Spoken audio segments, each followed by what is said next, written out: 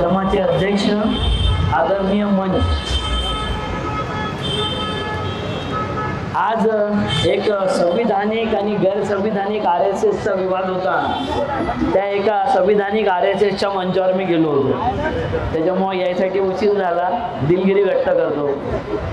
प्रश्न असा आहे की तिथे मी स्वातंत्र्याची गोष्ट केली, स्वातंत्र्याबद्दल सांगितलं की स्वातंत्र्य कोणाला मिळते, जिवंत माणसाला स्वातंत्र्य मिळते। या RSSनी जिवंतपेक्षा मेलेल्या माणसाची मुक्ती, स्वतंत्रतेच्या ऐवजी मुक्ती नावाचा एक संदेश दिलाय। त्यांनी सांगितलं, उन्होंने बताया कि हम मुक्ति दे सकते, आपको आज़ादी नहीं दे सकते। आपको पता है कि आज का दिन है जिस दिन करो या मरो ये संदेश मिला था, और उस संदेश को लेकर मेरे बड़े चाचा जो है यहीं नज़दीक चौक है, उस चौक पर गोली लग के उनको मारा गया था। अंग्रेजों ने गोली मारा था और वहाँ मारे गए थे, वो तिरंगा हाथ में लिए हुए थे। जिस तिरंगे को लेकर हजारों लोग मर गए, हजारों लोग कुर्बान हो गए, जिस तिरंगे को लेकर मैसूर में सावरकर साहब के फाइनेंसर ने, वहाँ के राजा ने 40 लोगों को इसलिए भून दिया कि उनके हाथ में तिरंगा था। इस देश में वही लोग आपको तिरंगा समझा रहे। सबसे बड़ी बात तो है कि जो उसको ट्राई कलर तिरंगा बोलते थे, तिरंगा, वो तिरंगा है या 4 रंगा है? सच बताइए, कितने रंग है उसमें? मगर चौथा रंग न्याय का है और वो भगवान बुद्ध का कलर है। तो बुद्ध का कलर ना ये देखना चाहते हैं ना उसकी चर्चा चाहते हैं, क्योंकि इस देश में जो क्रांति आई है, वैचारिक क्रांति जो आई है, वो भगवान बुद्ध ने लाया है। उनको उस तिरंगे के ऊपर के 3 कलर दिखाई देते, मगर वो चरखा नहीं दिखाई देता, वो चक्र नहीं दिखाई देता जो भगवान बुद्ध का चक्र है। जो चक्र को स्थापित करने के लिए सम्राट अशोका ने सारा अपना परिवार कुर्बान कर दिया था, पूरे दुनिया में उन्होंने चक्र भेजा था। आज का दिन बहुत महत्वपूर्ण है, साहब ने सब बता दिया, चक्रवर्ती साहब ने। आज आदिवासी दिन भी है, आप देखा होगा कि आदिवासी भी के कपड़े वो पीले पहन रहे हैं, आप भी पीले कपड़े पहन रहे। क्या संबंध है इसका? बिना कोई संबंध हमारा ड्रेस मैचिंग नहीं हो सकता। अगर बीबी का और हस्बैंड का ड्रेस मैचिंग हो जाए तो दोनों खुश हो जाते हैं, इसलिए खुश होते हैं कि भाई हमारी भावनाओं की कदर हो रही है। तो क्या हमने उनकी भावनाओं की कदर की है? क्या हम उनके भावनाओं की कदर करते हैं? हमारे देश में आज़ादी चाहिए सबको। क्यों चाहिए आज़ादी? एक हमको नए MLA 62 बनाना है, नए MP 10 बनाना है, इसलिए आज़ादी चाहिए, या संवेदनशील नेता पैदा करने के लिए आज़ादी चाहिए? हमारे देश में जो बोल रहे हैं ना हम बहुत ताकत से, क्या हो गया, उसका परिणाम क्या होता है देख लीजिए। हमने बोला कि ये अनपढ़ लोग आके कुर्सी पर बैठ जाते हैं, ये 4th क्लास अनपढ़ आके कुर्सी पर संभाल लेते हैं और पढ़े लिखे लोग नौकरी करते हैं। आप ये बताइए कि नेता के लिए 3 गुण आवश्यक है। 3। पहला गुण है कि नेता संवेदनशील होना चाहिए।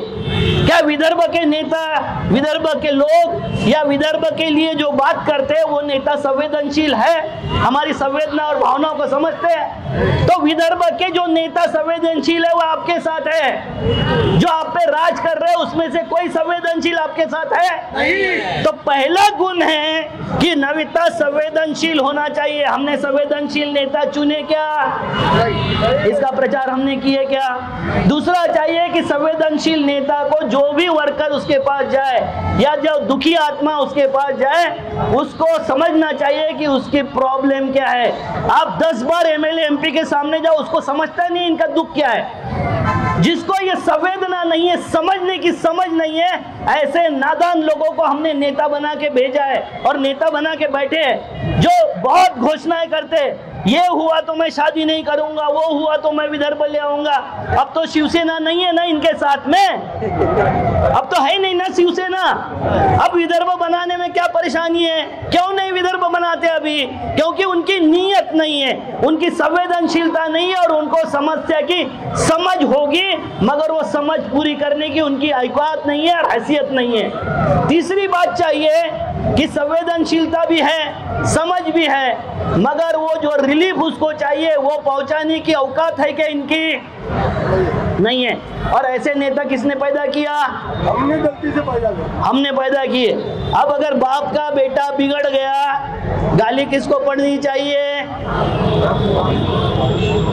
नेता हम पैदा करेंगे, वो आपकी बात सुनते नहीं है। गाली किसको दोगे? मुंबई वालों को देंगे कि अपने नेताओं को देंगे? तो हम वो नहीं करते।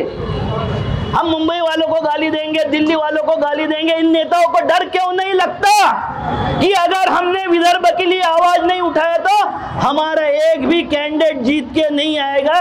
ये भय जब तक नहीं लगेगा कुछ नहीं होने वाला। कितने भी दिन आंदोलन करते रहो। मैं आपको एक आश्वासन देना चाहता हूं कि करीबन 80 तहसील में मेरा संगठन अभी मेरे पास नाम आए हैं। इसके बाद में 80 तहसीलों में मैं युवाओं का संगठन तैयार करके आपके समर्थन में खड़ा कर दूंगा। दूसरी बात, क्योंकि देशोन्नति के पूरे 11 जिले में हमने सारे कॉन्फ्रेंस लिए, सारे कॉन्फ्रेंसों में मैं गया और वहां से नाम मांगा था। आपको पता होगा कि किसान संगठन जो था वो आंदोलन किसानों के जो छोटे छोटे बीज भंडार थे, वो जो तहसील प्लेस पर थे, वहां से उनको प्रेरणा भी मिली थी और उनको वहां से प्रचार प्रसार हुआ था। उससे ज्यादा माइक्रो संगठन हमारे प्रकाश पोरे जी का है देशोन्नति के नाम से, और वो सारे संगठन से हमको नाम जो आ रहे हैं वो हम किसी पार्टी से संलग्न नहीं है, ऐसे लोगों के नाम और युवाओं के नाम, किसानों के बच्चों के नाम मांग रहा हूं मैं, क्योंकि अगर युवा साथ में नहीं होगा तो कुछ नहीं होगा। दूसरा, वर्धे का नितिन कराए नाम का जो है लड़का, वो भी आपके संगठन के साथ में, हमारे संगठन के साथ में जुड़ने के लिए बात हुई है। मेरे ख्याल से वो 10 दिन के दौरे में मेरे साथ में पूरी दौरा करेगा और मेरे साथ में घूमेगा। तीसरा, सुनील वर्षे करके है जो कुंभी संगठन चलाते थे, महानुभाव संप्रदाय के बड़े ये है, वो अधिपति है, वो भी हमारे साथ में घूमेंगे। तो ये 2-3 लोगों को साथ में लेकर मैं 80 तहसीलों में अभी संगठन के कार्य में जुटने वाला हूँ। दूसरी बात बची है कि हम ये संगठन बनाएंगे, मगर अभी प्रकाश भाऊ बोल के गए होंगे कि 300 स्कूल कॉलेज है। अब मुझे अभी स्कूल के एडमिशन समाप्त हो गए, अब उस स्कूल कॉलेजों में हम प्रोग्राम लगाने वाले हैं। तो आप तय कर लो कि वहां बोलने के लिए कौन कौन लोग चलेंगे, किस तरीके से चलेंगे, क्योंकि युवा साथ में नहीं होगा कुछ नहीं होगा। करो या मरो के लिए 2 लोग मरे थे, एक शहीद शंकर महल्ले मरे थे और एक कृष्णराव काकड़े मरे थे। एक की उम्र 19 साल थी, दूसरे की उम्र 21 साल थी। मरने के लिए और लड़ने के लिए कौन तैयार होता है? युवा होता है, क्योंकि जुनून से भरा कौन होता है? युवा होता है। तो हमको ये बोलना पड़ेगा, समझना पड़ेगा कि सच बात मान लो, चेहरे पे धूल है, आईने पे तोहमत लगाना हमारी भूल है। हर वक्त उन्होंने नहीं किया, उन्होंने नहीं दिया, उन्होंने नहीं हुआ, ये भाषा बोलने के बजाय पंछी कहते चमन बदल गया, तारे कहते गगन बदल गया, शमशान की खामोशी ये कहते कि मुर्दा वही है, सिर्फ कफन बदल गया। हमने एमएलए एमपी बदले, मंत्री मुख्यमंत्री बदले, मगर हमारा कफन जैसा था वही बदलता रहा, हमारा कलेवर जैसा था वैसा ही पड़ा रहा। वो कलेवर को बदलने की जरूरत है, वो लाश को बदलने की जरूरत है। विदर्भ का सारा राजकीय नेतृत्व लाश में तब्दील हो चुका है। सही है या गलत? किसी को संवेदनशीलता नहीं रही, कोई बात करने को तैयार नहीं, ना जनता की बात करता है, ना यहाँ के विकास की बात करता है, ना राज्य स्वतंत्र देने की बात करता है। बाला साहब ठाकरे आके वहां से कह गए थे कि मेरा राज 5 साल चलने दीजिए, आपको जरूरत नहीं पड़ेगी, अगर विकास नहीं हुआ तो हम राज दे देंगे सेपरेट। वो तो चले गए, मगर उनके नाम से गद्दी पर चढ़ने वाले उनके बेटा को याद रखना चाहिए था कि नहीं?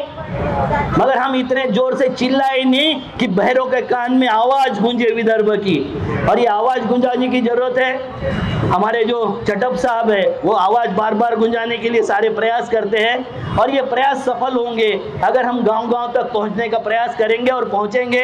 मैं 4 लाइन के साथ समाप्त करूंगा, क्योंकि मैं तो पहले शुक्रिया अदा करता हूं कि मैं आपके पदयात्रा में नहीं था, फिर भी बोलने का आपने मुझे अवसर दिया। 4 लाइन के साथ समाप्त करता हूं। जो 4 लाइन मुझे लड़ने का बल देती है, जो 4 लाइन मुझे कहती है कि लड़, जो 4 लाइन मुझे कहती है कि हाय तेरे बाप दादा मर गए होंगे कोई बात नहीं। देखो हम तो, मैं बार बार बताता हूं, मैं पागल खानदान का आदमी हूं। 1942 से 13 अगस्त 1942 से 15 अगस्त 1942 के बीच में मेरे परिवार के 3 लोग शहीद हुए थे अंग्रेजों की गोली से। उसके बाद में हमारी औकात सुधरनी चाहिए थी, हमारी हालत सुधरनी चाहिए थी, हमारी खेती बाड़ी दस्त हो गई। और उसके बाद में मेरे दादा 9 साल फरारी में थे, पिताजी ने सुधरने की बजाय फिर से महाराष्ट्र आंदोलन में शामिल हो गए, विदर्भ आंदोलन में। अच्छी नौकरी थी उनकी, वो नौकरी चली गई और रास्ते में फिर परिवार आ गया। अभी नामांतरण आंदोलन में मेरा एक चचेरा भाई 10 नंबर पुलिया पे शहीद हुआ और मैं घूम रहा हूँ 15 स्टेट में, मेरे ऊपर केसेस थी। केसेस यही थी साहब कि मैं सरकारी काम में व्यत्यय करता हूँ, रास्ते रोकता हूँ, यही केस थी। मेरे ऊपर कोई 302, 396, 392 वाली केस नहीं थी। मैं लड़ने वाला हूँ और लड़ते रहूंगा। 4 लाइन के साथ समाप्त करता हूँ कि गंगा की कसम, जमुना की कसम, ये ताना बाना बदलेगा, रावी की रवानी बदलेगी, सतलज का मुहाना बदलेगा। गर जोश में तेरा होश रहा, जालिम का जमाना बदलेगा। कुछ तुम बदलो, कुछ हम बदले तो सारा जमाना बदलेगा। जय हिंद, जय विदर्भ।